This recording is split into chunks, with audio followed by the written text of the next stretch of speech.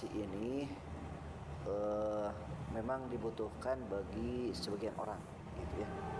Tapi juga tidak dibutuhkan pada tempat-tempat yang tertentu gitu ya. Seperti misalnya seseorang ketika ingin melakukan sesuatu ya, butuh motivasi ya, trigger apa yang menyebabkan tugas ini bisa dilaksanakan ya. Seperti makan ya, akan kayak seorang makan, motivasinya kira-kira apa? Makan gitu. Kira-kira motivasinya apa? Makan. Pengen kenyang. Terus bikin tenang. Nah, itu beberapa motivasi kenapa makan gitu ya. Yang pasti kenapa seorang makan? Karena kebutuhan gitu ya, kebutuhan.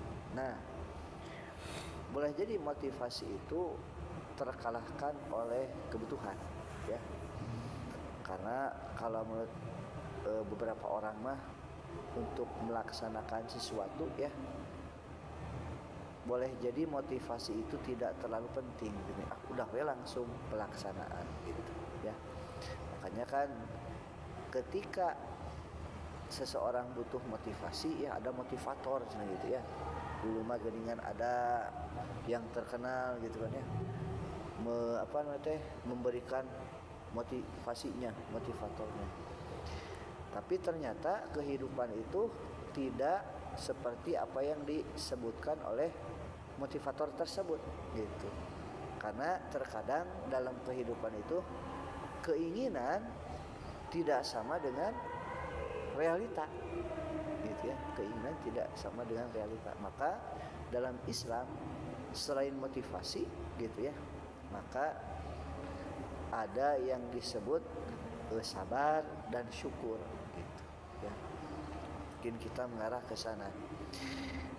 Maka bagi orang yang beriman itu ketika diuji dengan kesulitan gitu ya, musibah, nah maka dia bersabar gitu ya. Dan ketika dia diuji dengan kemudahan, kelancaran ya, baik rezeki, ilmu, maka dia akan bersyukur gitu ya.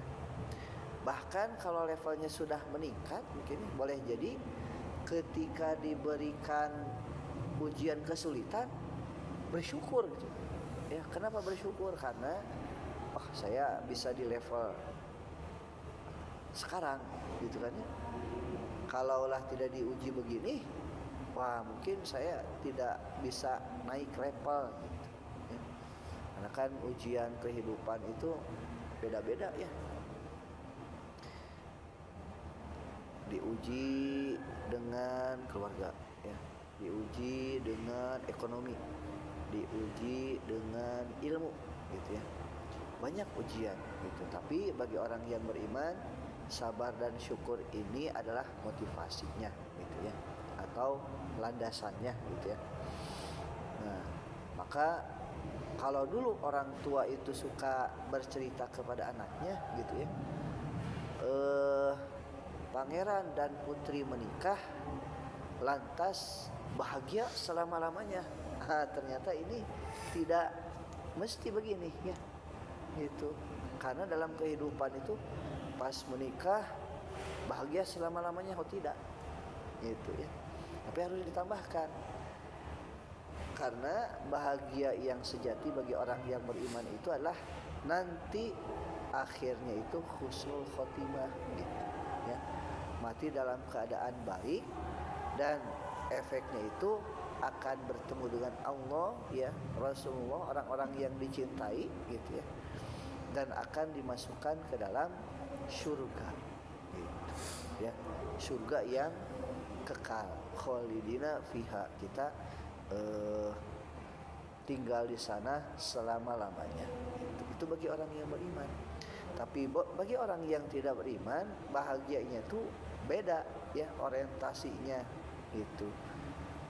Boleh jadi mereka orientasinya itu dunia saja. Saya kalau punya ini bahagia gitu ya, punya mobil misalnya. saya punya rumah bahagia, atau saya punya komplek rumah bahagia gitu ya. Tapi dalam Islam disimpulkan bahagia itu ya di dalamnya ada tenang, di dalamnya ada taat, di dalamnya ada sabar, ada syukur. Makanya kan tidak sedikit yang secara zohir kita lihat orang teh banyak gitu kan ya, hartanya teh berlimpah gitu, tapi tidak tenang, banyak gitu ya. Bahkan kalau menurut psikologi ya, orang-orang yang curhat kepada psikologi itu ternyata banyak orang-orang yang kaya gitu ya, yang kaya.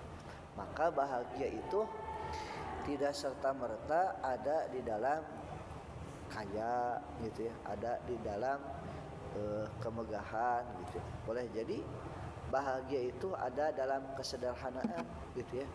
Boleh jadi bahagia itu ada dalam kemiskinan ya.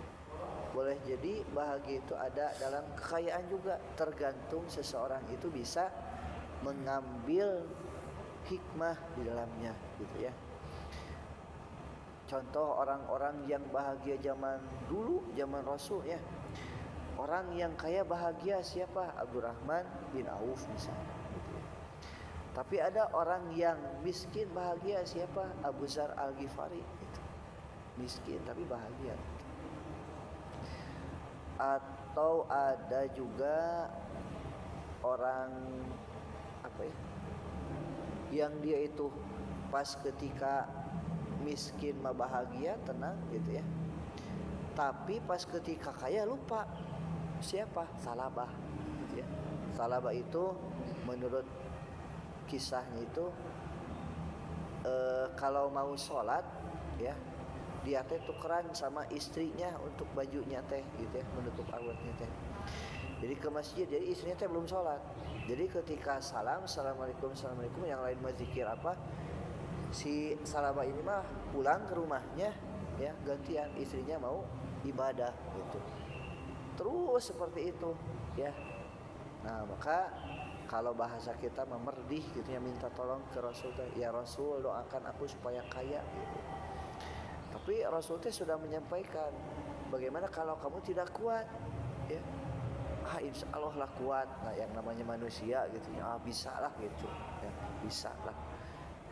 Dikasih ya sama Rasulullah teh kalau nggak salah teh hewan gitu ya, kambing atau apa gitu ya, beternak, kaya, dan sudah kaya apa yang terjadi?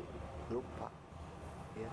Nah, maka bagi kita bagaimanapun apa kondisinya, baik sedang ada di dalam kerendahan misalnya gitu ya, ekonomi, atau sedang atau berlimpah, jangan sampai lupa gitu ya, bahwa semuanya adalah ujian. Nah ini penting karena banyak orang yang ketika mungkin diberikan kekurangan, penderitaan mah ingat sama Allah, tapi ketika sudah besar gitu ya, jadi lupa. Ambil banyak contoh kasus rumah tangga misalnya ya, rumah tangga itu pas ketika masih kecil mah rukun, nah udah kaya ternyata ujiannya beda ya.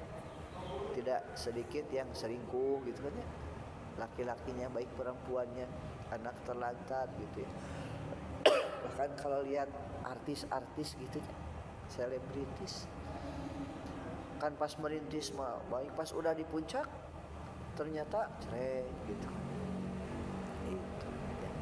Itu sebagai apa namanya teh, motivasi agar kita tidak lupa. Makanya pentingnya ngaji, karena ngaji itu kan ya ada baca ya, tadi kan baca, ada tadabur gitu ya, agar tafakur, agar berpikir.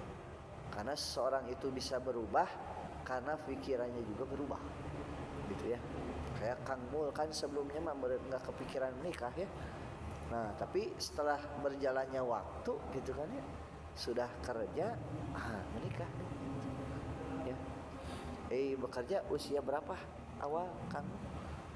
Kalau bekerja mulainya Pak? Mulainya dari lulus aja masih. Lulus SMA. Tapi sebelum menuju sekolah terus bekerja, terus sambil bekerja gitu. Sambil bekerja pas sekolah teh. Kadang dulu mah mengajar bola Pak. Jadi ada temen memperkenalkan Ya. ke saudaranya, yaitu dosen di Unika Garut. Oh, Unika Garut. Nah dia tuh merintis pengen punya TK udah berjalan sama mau ngadain SSB. Nah saya direkrut buat mengajar anak-anak. Keren. Dari situ berjalan Pak hampir setahun lebih. Begitu lulus langsung bikin proyek membuka wisata. Sampai tutup, maju ke klinik servis ya sekarang. Oh. Nyangkut di dia. Nyangkut di dia. Kan rezeki mah tidak ada yang tahu ya, Ya, tapi betul. kita memang perlu berikhtiar gitu ya. Itu salah satu kisah Kang Mul gitu ya. Beda lagi sama Kang Fadli, beda lagi sama saya gitu kan.